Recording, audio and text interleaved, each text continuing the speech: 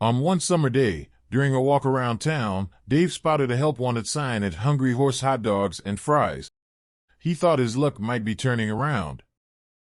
Desperate for some extra cash, he applied for the part-time janitor position with graveyard shift hours. He was hired on the spot and tasked to start working later that day. After the sun had set, the full moon shone bright, radiating its light through the scatter clouds that filled the sky. Dave donned his janitorial uniform and began his first shift. As he roamed the nearly deserted diner, he couldn't help but notice strange noises emanating from the corner of the room. The sound was faint but eerie, and he couldn't quite pinpoint its source. The source of the eerie noise soon revealed itself to Dave. In the corner of the diner stood Hungry Horse, a life-sized animatronic horse that was meant to entertain children during the daytime. However, during the graveyard shift, the animatronic's presence took on a more sinister quality. Dave continued with his cleaning duties, ignoring the animatronic's peculiar behavior. It would occasionally shuffle and emit faint mechanical groans, but Dave reasoned that it was just malfunctioning. As Dave entered a supply closet to retrieve some cleaning materials, he heard a louder clank, followed by the rhythmic thumping of mechanical limbs. He peered cautiously out of the closet and saw the animatronic horse, eerily moving towards him.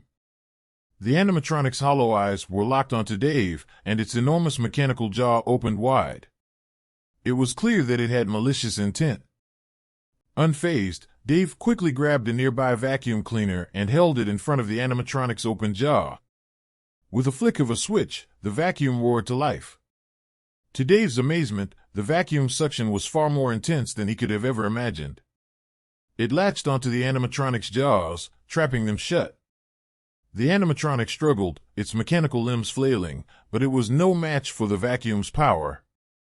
In a matter of moments, the animatronic's eyes dimmed, and it became lifeless.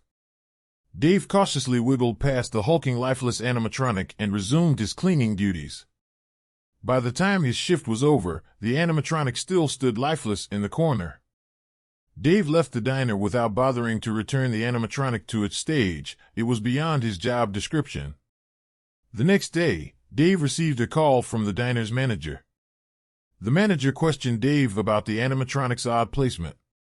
Dave recounted the bizarre events of the previous night, explaining how he had used a vacuum to immobilize the animatronic. With a heavy sigh, the manager informed Dave that he would have to let him go. "Tampering with the animatronics is strictly against company policy," he explained. Dave couldn't help but feel both frustrated and amused by the absurdity of the situation. "Well, it was fun while it lasted," he muttered sarcastically to himself as he hung up the phone. Though he might have lost his job, he had gained a surreal tale to tell for the rest of his life.